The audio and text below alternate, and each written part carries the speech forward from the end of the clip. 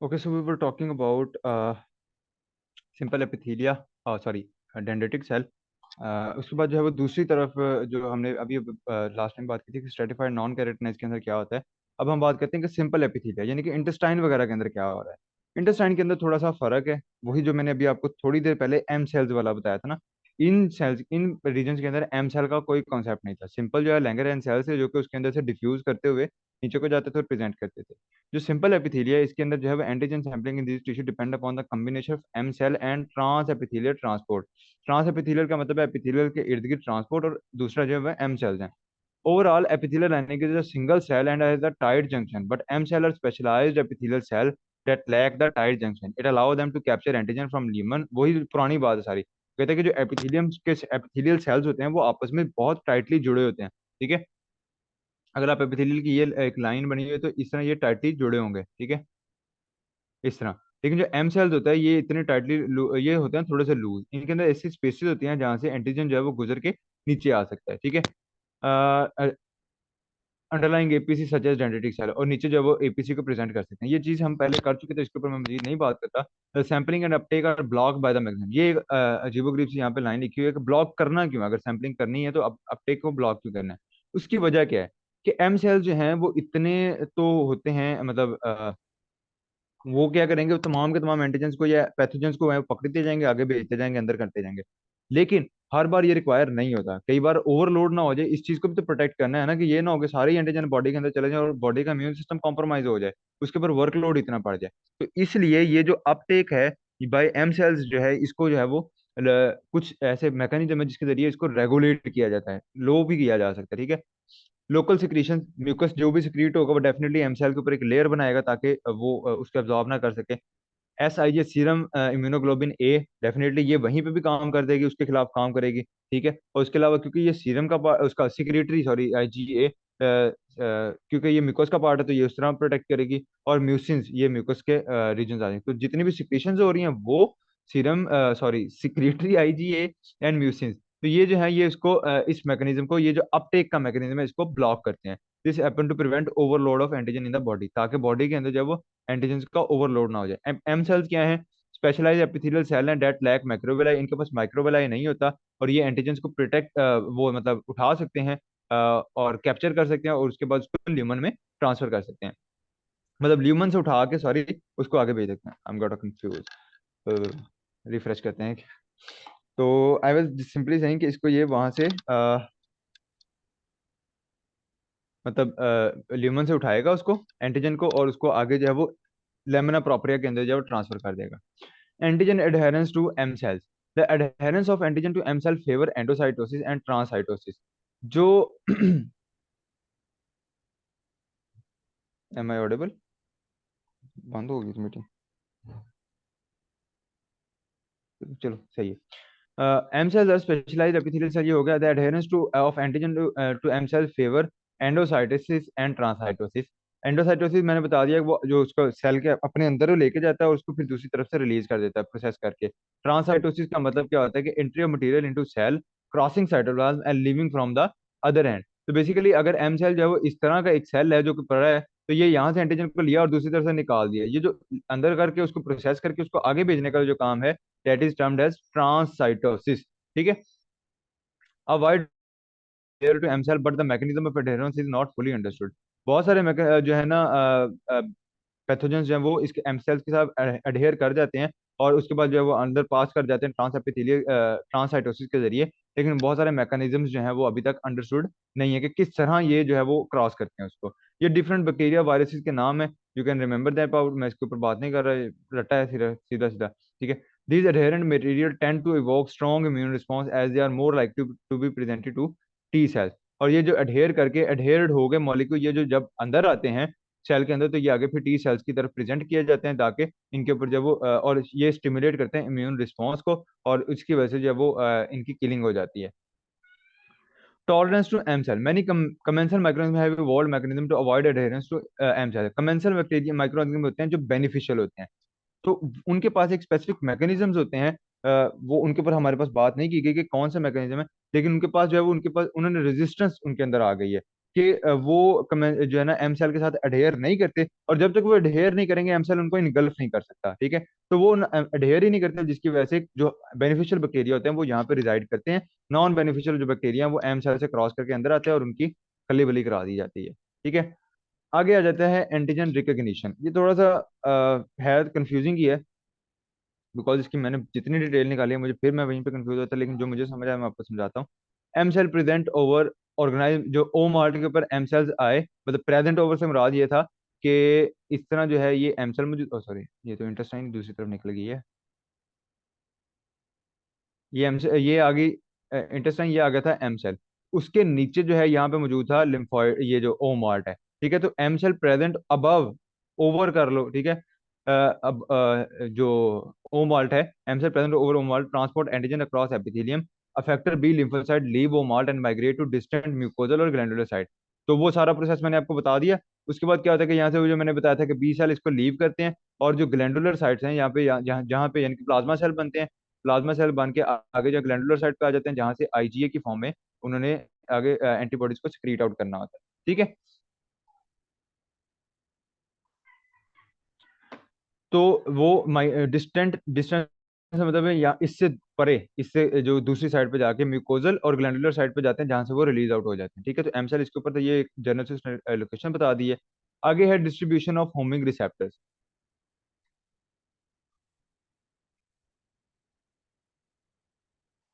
Clear clear clear diagram. अच्छा, mucosal tissue have specialized structure known as high endothelial venules. These venules found in post capillary venue, these venules found in post capillary venules show organ specific recognition site called vascular adhesions. ये जो mucosal tissues हैं, यानी कि ये जो इसके under जो layer है एक म्यूकोजल की, ये जो टिश्यू है ये इसके नीचे वाला, इसके अंदर जो है स्पेसिफिक टाइप ऑफ स्ट्रक्चर मौजूद है जिनको आप कहते हैं हाई एंडोथीलियल वेन्यूल्स। अब ये हाई एंडोथीलियल वेन्यूल को इस तरह समझ, एक ट्यूब लाइक स्ट्रक्चर है इसके नीचे, ठीक है। ऐसे मुझे इसकी डायग्राम नहीं मिली है, टू बी वेरी ऑनेस्ट, मुझे डायग्राम इसकी मैंने बहुत ढूंढी, मुझे इसके रिलेटेड डायग्राम नहीं मिली, तो मैं एक इमेजिनरी डायग्राम को बना के सिखा बता रहा हूँ कि कैसे होता हो, ठीक है। ये एक मैन्युअल है जो कि ऑर्गन स्पेसिफिक रिकग्निशन साइट है जिसके पास, जिसको हम कहते हैं वेस्कुलर एड्रेसिंग। तो ये वेस्कुलर एड्रेसिंग, इसके ऊपर ऐसे स्पेसिफिक साइट्स हैं, ठीक है, जिसको आप क्या कहते हैं, vascular addressing. Characteristics of HEV, ये elongated shape, prominent glycocalyx on the luminal surface, polarized, they have domed luminal surface separated from basolateral surface by adherent junction। तो बेसिकली ये जो एच ई वी हैं ये लेयर्स के ऊपर मौजूद होते हैं, किसकी लेयर के ऊपर, मतलब ल्यूमिनल सरफेस के ऊपर। ल्यूमिनल से मुराद है ये जो अंदर वाली ट्यूब होती है किसी भी ट्यूब की, तो वहां पे जो है वो एच ई वी मौजूद है, ये वेन्यूज मौजूद हैं। और ये पोलराइज होते हैं, domed luminal surface separated from basolateral surface by adherent junction. और ये जो नीचे वाली जो लेयर है उसके साथ ये किस तरह जंक्शन बने होते हैं, एडहेरेंट जंक्शन, जो कि बहुत ज्यादा टाइट नहीं होते। Cell rest on basal lamina, basal lamina से मुराद है ये जो बेसल लैमिना है उसके ऊपर ये सेल रेस्ट कर रहे हैं, रेस्ट करने से मतलब पड़े हुए हैं, ठीक है। और बैरियर बनाते हैं between lymphocyte migrating, for migrating lymphocyte. कोई इतनी ज्यादा नहीं है, इसको रट्टा मार लो, ठीक है। बहुत ज्यादा डिटेल लिम्फोसाइट मैंने को इसकी क्यों ढूंढने की कोशिश बैरियर बना रहे? है। लिम्फोसाइट को क्यों नहीं आने दे रहे?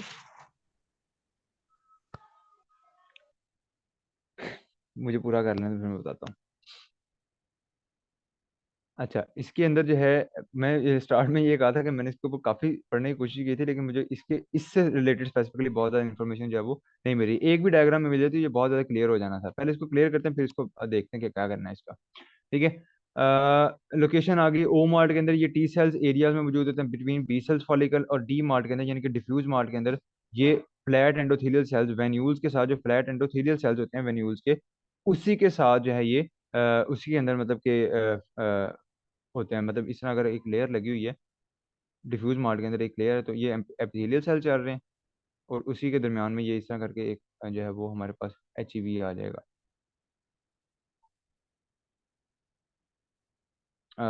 अदर सिक्रीशंस आ गई इसकी, sulfated glycolipid and glycoprotein into vascular lumen, ठीक है, अननोन फंक्शन है। उसके अलावा ये ग्लाइकोलिपिड और ग्लाइकोप्रोटीन को सिक्रीट करता है जिसके फंक्शन जो है वो अननोन है।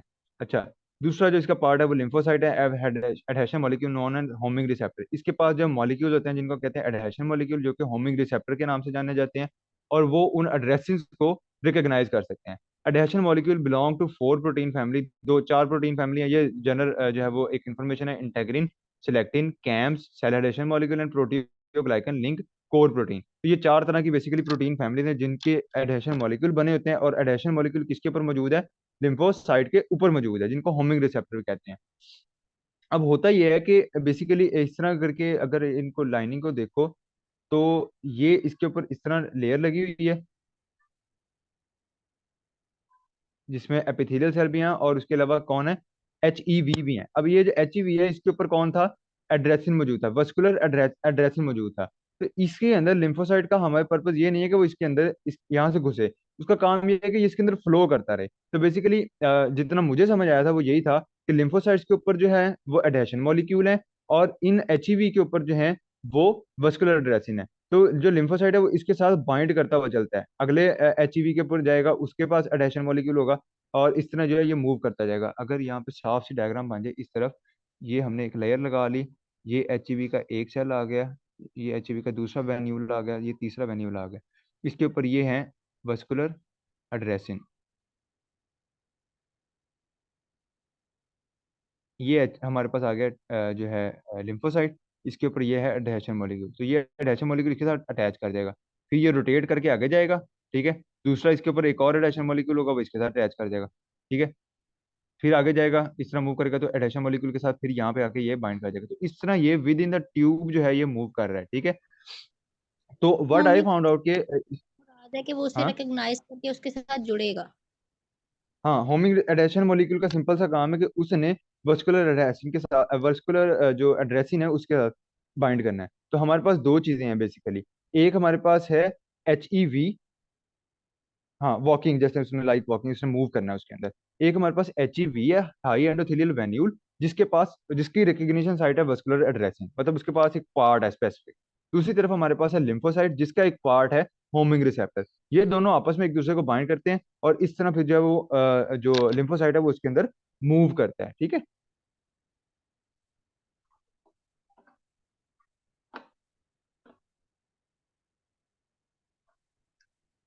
अच्छा, इसके अंदर जो मुझे एक मतलब ये कंफर्म इन्फॉर्मेशन नहीं है, अगर कोई कंफर्म कर ले तो ज़्यादा बेहतर है। अगर कोई कंफर्म मुझे बताएगा तो मैं इसकी डिस्क्रिप्शन में ऐड कर दूंगा।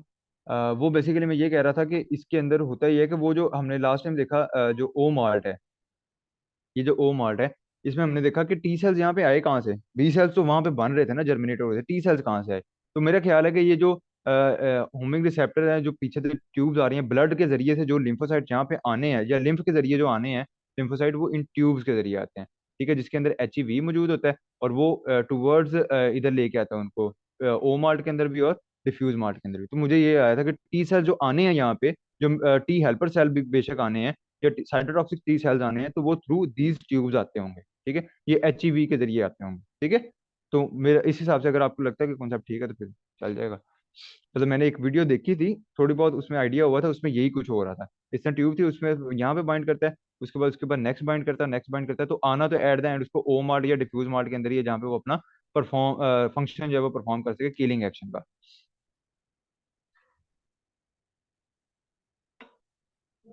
हाँ, ये जो स्ट्रक्चर है ये जरा रटा मार लेना, glycocalyx, elongated shape, luminal surface, polarize. Polarize का मतलब होता है कि इसके मतलब फ्रंट साइड और बैक साइड में प्रॉपर एक डिफरेंस होता है। ओके, क्लियर है इतना? थोड़ा बहुत समझ आया? मतलब अगर हम इस कॉन्सेप्ट को रखें ना ट्यूब वाले को, तो फिर हमारा सारा क्लियर हो जाता है, ये पूरी समझ भी आ जाती है। जी सही है। अच्छा, आगे जो है वो आ जाता है trans epithelial transport of IgA antibody. ये बेसिकली जो नीचे डिब्बा आपको नजर आ रहा होगा, ये बेसिकली एक सेल है, ठीक है, जहां से IgA ने एक इम्यूनोग्लोबिन है वो ट्रांसफर होना होता है। तो in epithelial cell of intestine IgA come from basolateral membrane facing the underline tissue. जो एपिथेलियल सेल होते हैं इंटेस्टाइन के, ये हमारे पास एक लेयर आ गई, जो एपिथेलियल सेल्स हैं ये आ गए हमारे पास एपिथेलियल सेल। मैं मकसद अच्छा, तो होता क्या है कि नीचे वाली साइड से, जैसे हमारे पास आ गया, कहाँ गया? IgA come from basolateral membrane facing the align tissue. तो IgA जो है इधर से इसके अंदर इंटर करेगा। आगे क्या होना है? Binding polymeric immunoglobin receptor is a trans membrane protein that bind to IgA। तो ये मैं नीचे से बता रहा हूँ, ये बेसिकली ऊपर से बता रहा है, ऊपर वाली साइड से बता रहा है। तो अगर मैं इसको थोड़ा सा दोबारा बनाऊं, तो हम इस तरह कर लेते हैं इसको, ताकि आपको ये डायग्राम के हिसाब से समझ आ जाए। ये ऊपर वाली लेयर समझ लो, दूसरी साइड पे भी तो सेम मैकेनिज्म हो रहा है ना। तो यहाँ से आ रहा है, ये इंटेस्टाइन का ल्यूमन है, ठीक है। ऊपर से जो है वो IgA आया, इम्यूनोग्लोबिन ए, ये अभी सिक्रेटरी नहीं है, खाली आईजी है। इम्यूनोग्लोबिन ए कहाँ से आया था? प्लाज्मा सेल से, ठीक है। जो प्लाज्मा सेल ऊपर 20 सेल से प्लाज्मा सेल बने थे, प्लाज्मा सेल ने आगे IgA रिलीज किया था। ये इधर आएगा, इसके ऊपर मौजूद है पॉलीमेरिक इम्यूनोग्लोबिन रिसेप्टर, PIGR, ठीक है, PIGR। बहरहाल नहीं समझ आ रहा होगा, इसके ऊपर मौजूद है। वो IgA को पकड़ते हैं, जिस तरह ये PIGAR ने IgA को पकड़ा, और उसके बाद क्या किया? Endocytosis, after binding they enter cell by endocytosis forming a vesicle called endosome. तो ये यहाँ से जिसने ये इंटर किया और उसने ये जो एक ट्यूब सा बना दिया, जिसको आप क्या कहते होगे, एंडोसाइटोसिस, और ये जो एक स्ट्रक्चर बना एंडोसोम। एंडोसोम क्या होता है कि कोई भी बाहर से मटेरियल जैसे सेल मेम्ब्रेन को क्रॉस करता है, तो सेल मेम्ब्रेन उसके इर्द गिर्द एक लेयर बना देती है, जिसको कहते हैं वेसिकल। एक लेयर, मेम्ब्रेन बाउंड्री स्ट्रक्चर बन जाता है, ठीक है। उसको आपने क्या कह दिया? एंडोसोम, ठीक है। Intracellular trafficking, the phagosome move on toward apical end of the cell. Apical end कौन सा है? ये टुवर्ड्स ल्यूमन है, इधर ये ल्यूमन है, जहाँ पे सिक्रीट होना है। तो ये इंट्रासेलुलर ट्रैफिकिंग हो रही है, इंट्रासेलुलर सेल के अंदर जो है वो मूव कर रहा है। और लास्ट पे है क्लीवेज एंड रिलीज, और दूसरी तरफ से क्लीवेज होती है, जिसकी वजह से ये जो कंपोनेंट है, जो IG हैं, वो रिलीज हो जाते हैं, ठीक है। Release the secretory component, secretory component इसके साथ ही ड्यूरिंग इसकी जो प्रोसेसिंग है उसके अंदर बाइंड करता है, ठीक है। वो यहाँ पे लिखा है SC remain bound to IgM, SC bound IgA is then release into the human. I don't think so, मैंने यहाँ पे लिखा है, ठीक है। तो IgA जब यहाँ पे इंटर किया था, तो उसके बाद ये जो SC है, ये सिक्रेटरी कंपोनेंट है, तो ये बाइंड कर जाता है उसके साथ, IgA के साथ, और फेगोसोम बनता है, और फेगोसोम जो आगे मूव करता है। और इसी ये एपिथेलियल सेल ही है, क्योंकि ये म्यूकस के सेल्स होते हैं, यहाँ पे म्यूकस भी रिलीज होना होता है ना। तो यही जो है वो सिक्रेटरी कंपोनेंट को जो है वो इसके अंदर IgA के साथ मिला देंगे इन द एंडोसोम, और जैसे एंडोसोम दूसरी तरफ रिलीज होगा, तो वो सिक्रेटरी कंपोनेंट के साथ बाउंडेड होगा, ठीक है। और वो रिलीज हो जाता है लीमन के अंदर, लीमन के अंदर जब वो फिर अपना फंक्शन परफॉर्म करता है। क्लियर है? कि लेफ्ट हाफ ऑफ डायग्राम में क्या हो रहा है? इधर हो रही है उसकी सिक्योरिटी कंपोनेंट की सिंथेसिस, ये देखो, गोल्जी प्रोसेसिंग हो रही है, और सिक्योरिटी कंपोनेंट जो है वो ऊपर चला गया, यहाँ से बना है मेरा ख्याल, ऊपर की तरफ जा रहा है। और ये है रफ एंडोप्लाज्मिक रेटिकुलम। यहाँ से वो security component protein in nature है ना, तो वो रफ एंडोप्लाज्मिक रेटिकुलम के ऊपर मौजूद होते हैं राइबोसोम्स। राइबोसोम्स जो हैं वो रिलीज करते हैं प्रोटीन को। Protein is a secretory component, we know that, we have just talked about 80,000 kilo dalton वे प्रोटीन। तो वहां से जो है ये गोल्जी एप्रेटस के पास गए। गोल्जी एप्रेटस जो है उसका काम क्या होता है कि लेयर्स बना देना, वेजिकल की फॉर्म में उसको कन्वर्ट कर देता है। इधर से प्रोटीन गई गोल्जी एप्रेटस के पास, गोल्जी एप्रेटस ने उसके इर्द गिर्द एक लेयर बना दी, और वो यानी कि प्रोसेसिंग हुई, और वो सिक्योरिटी कंपोनेंट जो है, जैसे ही IgA अंदर आया, IgA इम्यूनोग्लोबिन ए अंदर आया, किसके थ्रू? पॉलीमेरिक इम्यूनोग्लोबिन रिसेप्टर के थ्रू अंदर आया, सिक्योरिटी कंपोनेंट उसके साथ बाइंड हुआ, उसके इर्द गिर्द जो है वो एक एंडोसोम बन गया। एंडोसोम जो है वो दूसरी तरफ रिलीज हो गया, ठीक हो गया। और oh, I am so good in teaching. Factor effector function of mucosal antibody, ये जनरल चीजें हैं कि इम्यून जो IG है वो करेगा क्या? are not good mediator of inflammatory reaction because they can't effectively stimulate complement activation, neutrophil chemotaxis and phagocytosis that are needed for inflammation।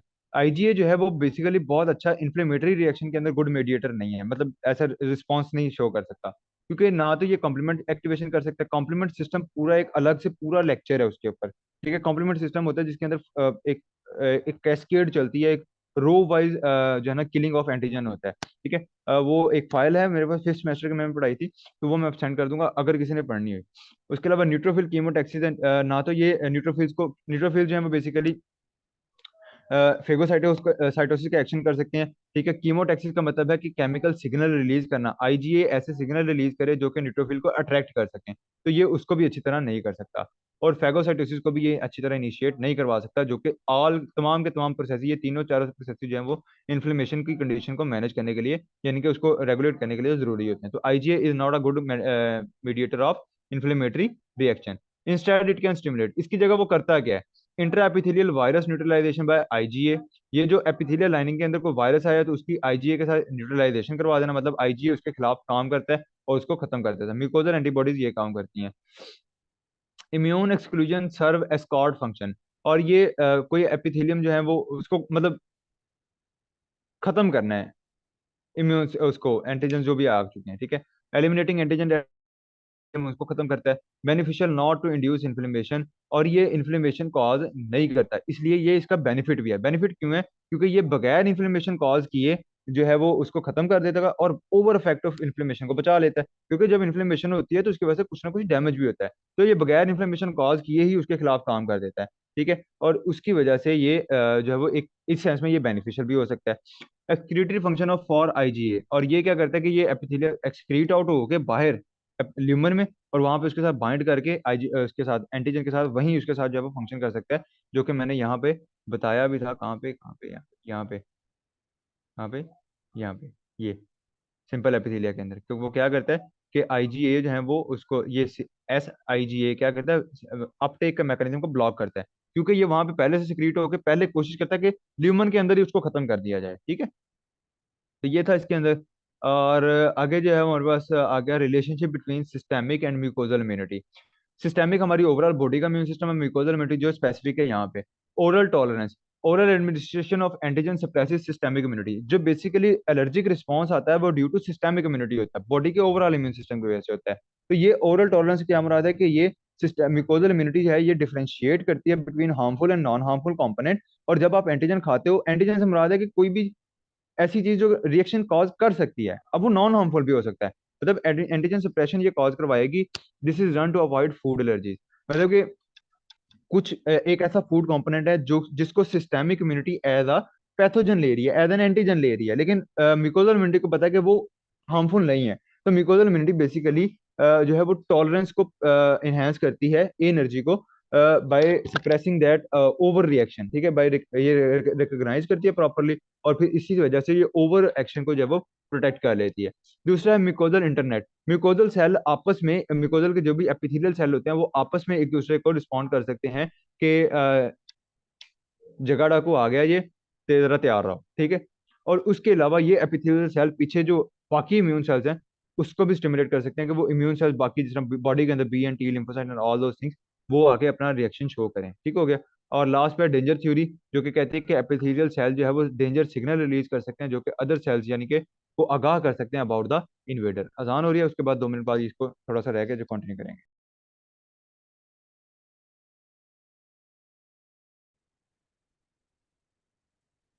उसके बाद उसके अंदर जो है वो एक पिक्चर शो की हुई थी, ये वाली, इसको मैंने थोड़ा सा एक्सप्लेन किया है। इसके अंदर जो सबसे पहले ये ओवरऑल पूरे जितने भी मैकेनिज्म शैकेनिज्म हो रहे हैं उनकी बात कर रहा है।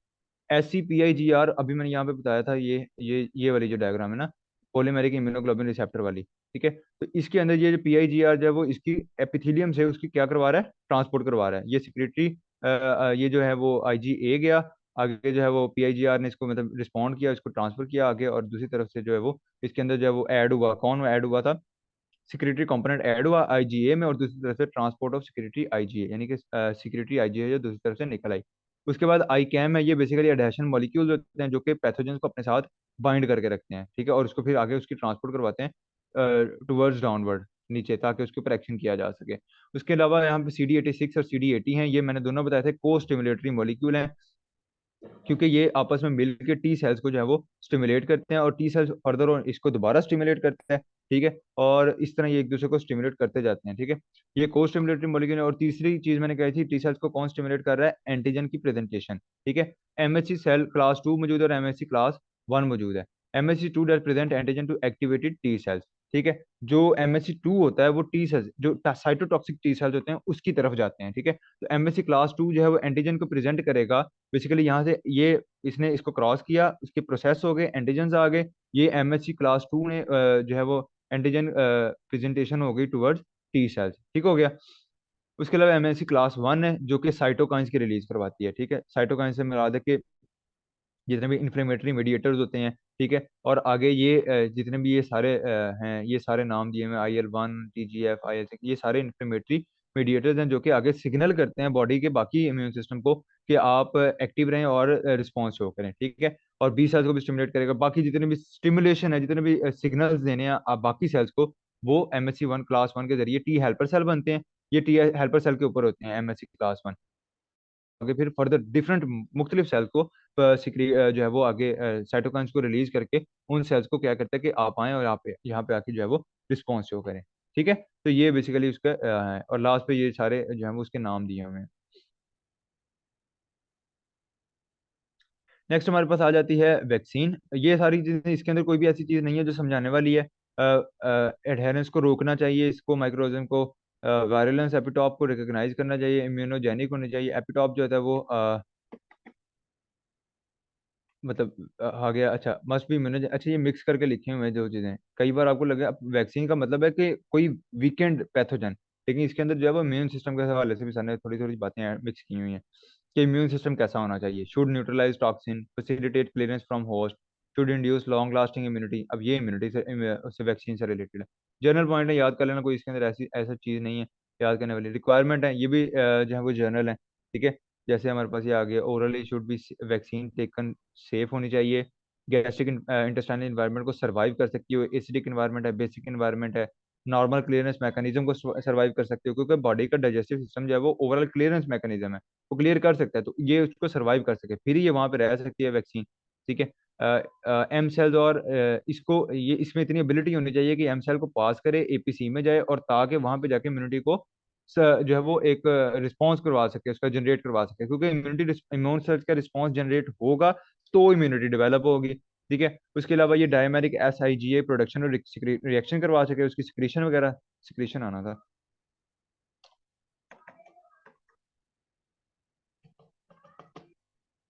और लास्ट पे ये है कि लॉन्ग लास्टिंग होनी चाहिए ताकि मेमोरी सेल्स भी बन सके, ठीक हो गया। Strategies for delivery of vaccine into O MALT. O MALT में अगर आपने भेजना है तो उसके दो तरह के कैरियर्स हो सकते हैं। कैरियर से क्या मुराद है कि ऐसी चीज जो कि वैक्सीन को वहां तक पहुंचाएगी। इनर्ट पार्टिकुलेट मैटर, ऐसे कैरियर ऐसे मैटर जो कि इनर्ट है, यानी कि कोई उनके ऊपर बॉडी रिस्पॉन्स नहीं शो करेगी, लेकिन वो उनका कोई बल्क होगा जिसके अंदर आप वैक्सीन को ऐड कर दो। वैक्सीन क्या हो सकता है, डेड पैथोजन, ठीक है। और उनको फिर आप उनमें जो बायोडिग्रेडेबल कोपोलीमर है, ऐसे कोपोलीमर है जो कि जिनको बॉडी जो है वो मतलब वैक्सीन जैसी वो रिलीज होगी तो बाकी जो कंपोनेंट होगा वो बायोडिग्रेड हो जाएगा, बॉडी इसको डाइजेस्ट आउट करके खत्म कर देगी। इम्यून स्टिमुलेटरी कॉम्प्लेक्सेस, ऐसे कॉम्प्लेक्सेस हो सकते हैं जो कि अलोंग विद वैक्सीन जो है वो स्टिमुलेट कर सकते हैं इम्यून सिस्टम को। और हाइड्रो ऑक्सी पेटाइट क्रिस्टल्स होते हैं, ये भी कैरियर्स होते हैं, इनके अंदर आप वैक्सीन को इंडल्ज करके इसको फिर बॉडी में थ्रू टैबलेट या वट एवर ड्रॉप्स वगैरह आप इसको दे सकते हो। और उसके अलावा लाइव वैक्सीन वेक्टर्स हो सकते हैं, ये लाइव ऑर्गेनिज्म होते हैं, लेकिन होते मतलब ऐसे कि वैक्सीनिया वायरस है, साल्मोनेला है, माइकोबैक्टीरियम बोविस है, ये होते वीकेंड होते हैं, मतलब कमजोर, ठीक है। इन्हें भेज दिया जाता है, और रिकम्बिनेंट होते हैं। रिकम्बिनेंट से क्या मुराद है कि इनके अंदर स्पेसिफिक टाइप ऑफ वो gene combination, DNA combination add किया होता है, आरएनए भी हो सकता है, मतलब gene combination specific type of होता है ताकि ये उससे रिलेटेड जो है वो इम्यूनिटी को बिल्डअप कर सकें, ठीक है। वैक्सीनिया वायरस, साल्मोनेला और माइकोबैक्टीरियम बोविस हैं, ये तीन तरह के हैं जो उसको रिस्पॉन्स कर सकते हैं, सही हो गया। मतलब दो तरह के बेसिकली ओवरऑल हैं, और उसमें कुछ जो है वो ऐसे non non living particulate matter, और कुछ जो है वो लिविंग है। Strategies for enhancing mucosal immune response. There are additional factors added to get strong immune response in addition to vaccine response. The stronger is immune response, better is the immunity and memory generated. Co-delivery with cytokines. अगर आप vaccine को cytokines के साथ deliver करोगे तो भी ये additional चीज होगी कि वो इम्यून रिस्पॉन्स को स्ट्रांगली जनरेट कर सके। और स्ट्रांग इम्यून रिस्पॉन्स का मतलब है कि आपने अच्छी इम्यूनिटी डेवलप की। को इम्यूनोजेंस, जैसे कॉलरा टॉक्सिन है, ये ऐसे ही कोई मतलब एक तो वैक्सीन आप इस्तेमाल कर रहे हो ना जो स्पेसिफिक एक आपने डेवलप करनी थी इम्यूनिटी, उसके साथ एक ऐसा बैक्टीरिया या ऐसा कोई पैथोजन ऐड कर दो जो हो तो वीकेंड, लेकिन वो हो कॉम इम्यूनोजन, मतलब same type of immune response दे, ठीक है, जनरेट करवाए, ठीक है। तो इस तरह जब आप दोनों को एडअप करोगे, एक कोलरा ऐड कर दिया और एक इसी से रिलेटेड जो है वो आपने एक और जो है वो इंक्लूड कर दिया, उसके अंदर वैक्सीन का पार्ट बना दिया। जो आपका रिक्वायर्ड था पैथोजन वो वैक्सीन में है, जिसके खिलाफ आपने इम्यूनिटी डेवलप करवानी है, और उसी से रिलेटेड जो है वो एक और इम्यूनोजन आपने उसके अंदर ऐड कर दिया। तो जब दो जाएंगे तो बॉडी जो है वो स्ट्रांगली शो करेगी रिस्पॉन्स, और स्ट्रांगली शो करेगी तो वो एक अच्छी इम्यूनिटी डेवलप करेगी। Peptide presented with potent T cells epitope, और ऐसे पेप्टाइड्स आप उसके अंदर इंक्लूड कर दें जिसके ऊपर एपिटॉप हो। एपिटॉप से मुराद है ऐसी साइट जिसके ऊपर टी सेल आके रिकग्नाइज, जिनको टी सेल रिकग्नाइज कर सके, ठीक है। तो जिसके ऊपर पोटेंट टी सेल एपिटॉप हो ताकि टी सेल जो है वो उसको रिकग्नाइज करे और उनके खिलाफ जब action, strong action response produce करे। ये कुछ इवेंट्स हैं, मैंने इजी करके लिख दिए थे। इजी करने से मतलब है कि हमें जनरल सी बातें लिखें कि तब क्या हुआ था, उसके बाद क्या हुआ, फिर क्या हुआ, फलाने ये किया, उसने ये किया, उसने एड्स के खिलाफ बना दी। तो आई डोंट थिंक सो कि इसके अंदर याद करने वाला कुछ है, हमें जनरल से बनाई हुई है। जैसे ये लास्ट वाली भी देख लो, फिर बर्थ कंट्रोल वैक्सीन बनाई है जो कि इफेक्टिव है, यूजर फ्रेंडली है, कहाँ पे बनाई थी, वाशिंगटन वगैरह में बनाई थी। तो ये एक जनरल चीजें हैं जिसके अंदर समझाने वाला ऐसा कुछ भी नहीं है। So can we skip that? अगर कहते हो तो समझा देता हूँ, अगर कहते हो कि स्किप हो सकता है तो फिर हम इसको लेक्चर को एंड करते नहीं, ये रट्टा ही है। हैं। कौन बोला और क्या बोला?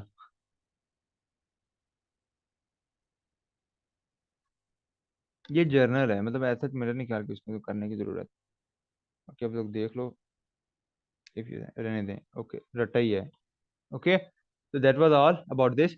अब बच्चे तो है नहीं थे मीटिंग के अंदर, तो पहले वाली के अंदर तो वैसे ही चार थे, तो हमने मोस्टली तो कर लिया पोर्शन, लेकिन चलो ठीक है, that was it. Thank you so much for being with me.